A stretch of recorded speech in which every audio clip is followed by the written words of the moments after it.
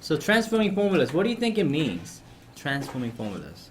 You've seen the movie Transformer, you know, what do they do? They transform. Okay, so what do you think, what do we do with equations then? Formulas, yeah. And yeah, what do you think we do with formulas? How do you change formulas? Because aren't the formulas all the same? Like for example, you all know the formula for distance with involving rate and time? What's the formula for distance and time? Yeah. Oh, wait. That's not what Oh, okay, what? Yeah. Formula for distance involving rate and time, anybody know? Yes. distance equals rate times time. That's distance equal to rate times time. So how do you transform the formula? I mean, isn't this always same? The formula, distance equal to rate times time. How do you transform this? Yeah. That's right. Right now, what's by itself? Yeah. D, the distance, right? Is it possible to maybe get the R by itself? Yeah, that's how you transform formula. In other words, here, this formula is really good if you know what? If you know this formula is just really useful if you know the, yeah, this, if you look, no, actually, if you're looking for distance, if you know the rate and time, isn't this easy to figure out the distance? Because this formula is telling you to get the distance, if you know the rate and time, multiply those together and you get the distance, right? But what if I want the rate? What if I have the distance and the time, right? And what if I'm looking for rate?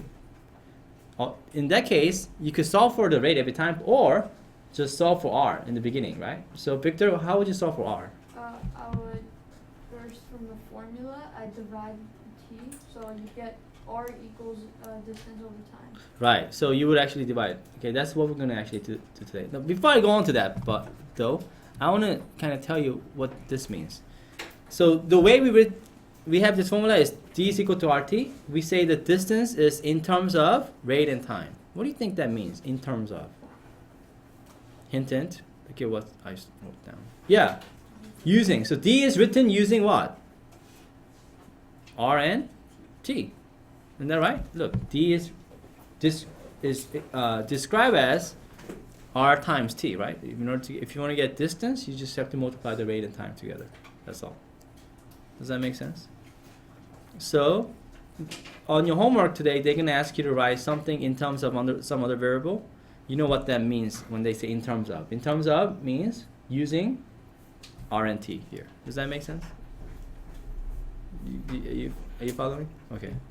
So what if I want to use, then what if I want to write R? Then guess what it'll be in terms of? If I want to solve for R, it'll be in terms of then which variables? If I were to get the R by itself, yeah? D and T, right? So it'll be in terms of D and T. So if I know the D and T, right? How do we get the R by itself? Anybody have an idea what to do? Well, we just did that one, right? So how do we get the R by itself? Divide by T. That's exactly right. So we just divide both sides by T, and we got the, what happens to T on the right side? They cancel out, and you get D over T as your. This is how we transform formula. Does that make sense? Yeah, it gives you, it's the same formula. It just depends on what you need to do. Like for example, if you know the D and T, right? It's easier to get R right away, right? You don't have to solve for it. If you were to use the original formula, right? If you use this formula, you will get the R by itself, because all you have to do is divide D over T, right? D by T, then you get the rate. Okay. Do you kind of see what I mean by transform formula? Okay. All right, good. Then, see if you could do this one yourself. So since we solve for R, is it possible to solve for T? Yeah, can you do this then yourself? So I say, can we solve for T in terms of the other variables, D and R, right? You all know what I mean by in terms of, right? In terms of just means using the other variable, okay? So go ahead, solve for, it basically means solve for T. Go ahead, everybody try. Pretty straightforward. Sarah, what did you get when you solve for R? You? Yeah, how'd you get that? You divided R from both sides. Yeah, you divide R from both sides, then you get T by itself, don't you? Pretty simple. Any question? By the way, so I wrote dr equals to T, and I wrote T equals to dr. Anybody remember what property this is called? going from here to here, this is like A equals to B, then B is equal to A. What property is that? Yeah, 2, 1, 3, 4, 5 people. Stefan? The symmetric property. Yeah, of the equality. symmetric property of equality is correct. It's good to remember these things, right? Anyway, okay, is this pretty straightforward? So tonight's homework is going to be like this, okay? With just D and I'm sorry? with just D and Oh, so if it's just D and T? No, so what do you think? How do you think it's going to be different? Yeah. They're gonna give you the number of T, like they're gonna give you D and T, and they're gonna be like, No, they're not going to just use the same formula over and over. Guess what? Yeah. They're gonna give you, for example, like A equals CD 4. What's- Solve for like just like they're gonna give you an equation. Yeah, they're going to give you different formulas. They're not going to give you the same formula every time, okay? And also, so the next example that I'm going to do is going to use a formula that you may have seen in science. Have you guys heard of a formula? Say it again? D equals M over V is exactly right. That's what I'm going to use. What's that formula of? Density. Density is mass over volume. Yeah, that's right. So let's do example now. So just like you said, you're right. The density, right? The formula for density you learned in science. So we're gonna now transform these. So this formula is really useful if you know the mass and volume, right? Because you could get the density by itself. I mean, really quickly, right? But what if I want to solve for M? In other words, in terms of D and V. In other words, if I know the value for D and V, right? You don't want to solve for M every time, right? So is there a way to get the M by itself? In other words, is there a way to transform this formula? Everybody go ahead and try. Example 1. Give us time. Okay. So, how do I do this? One person knows? 2, 3, 4. Okay, like Melissa? You multiply both sides by V. Why? Yeah, it's kind of like solving for X, right? If you have like X over 3, right? What is that 3 doing to X? It's dividing, so how do you undo division? You multiply. So right now, V is dividing the M, and since we want the M by itself, multiply both sides by V. You undo, right? Opposite of dividing is multiplying. So you multiply both sides by V. The V's cancel out, right? So you get M equals to dV. Of course, I could rewrite it this way. Easy. Do you see how M is written in terms of D and V? So like, for example, in science, if they give you the density and the volume of some sort of material, you could always figure out the mass by multiplying those together. Does that make sense? So it's a lot easier. You don't have to solve for it every time. You see why transforming formula may be useful? Okay, very good. Okay, so that's A. Let's try the second one. How about this? I put a star on this one because there's a very... This one's a little bit interesting. I like this one. Okay, so how do you solve for V then? What if I know the density and the mass? So I want to find the volume of some kind. You have the answer already? Just hold on. Okay, I'm going to give people a chance first. Go ahead, everybody try first, and let me see if you got this right. Because this one's a bit tricky. It's a little bit different than the other ones. Okay, go ahead, try it. When you solve for V, the answer should come out as a fraction, and not any fraction. Watch this. First, what you have to do. Okay, who could tell me how to do this problem? What should I do first? What's my problem, by the way? How is this different than any other one? Melissa? Yeah, the variables on the denominator.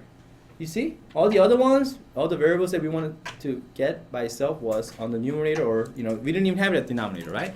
So, what do you think I have to do first? Yes? you need to distribute V. Distribute V? Add it to multiply V. You need to multiply both sides by V is the key step, that's right. Okay. The reason is because, we'll explain that in a minute. Because when you do that, what happens to V?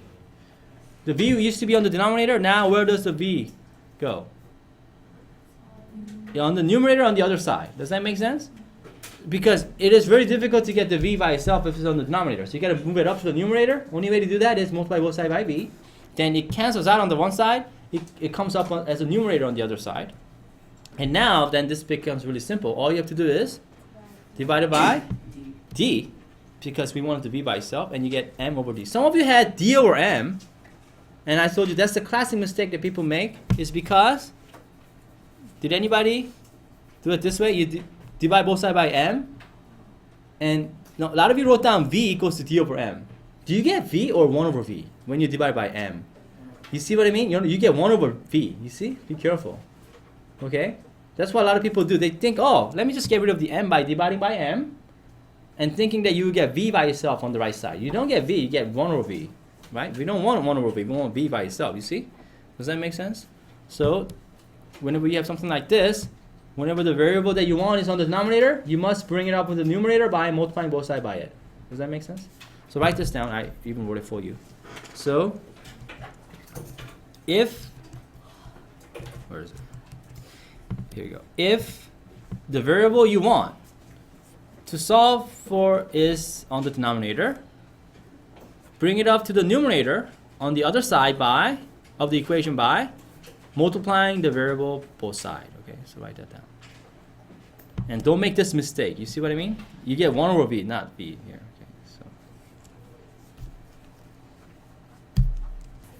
Okay, so then let's look at the next example. Exactly. Here we go. Yeah, go ahead. Try it for this one. S is equal to, by the way, does anybody recognize this formula? I think I remember what this is. S equals to 2 pi r h plus 2 pi r squared. Oh, and on homework tonight, guys, they're going to write the variable that they want in red or something, in different color. So you know what you want to solve for. Does that make sense? They may say solve for h, or they may just put in different color. Anyway, anybody recognize this formula? Oh, 1, 2 people? But that's not important, but it's kind of fun if you recognize it. Yeah, William, what do you think this is? What do you think this is? Surface area. Oh, you agree with him? Anybody have different answers? Yeah, you're both right. This describes the surface area of a cylinder. The 2 pi r squared, pi r squared is that pi r squared is the area of a circle. You have 2 of those for a cylinder, and this is the rectangle you get when you open up that cylinder, remember? Anyway, that's not important. Go ahead, solve for h. Everybody try. So, before I do this, you could think of this sort of problem as, okay, do we know how to solve? Whoops. Let me try to hide. Do we know how to solve an equation that looks like this? 4 equals to 7x plus 5. And if I ask you to solve for x, do we know how to do that? Yes. Oh, really? Okay, what do? You first subtract 5, then you divide by 7, right? Does that make sense?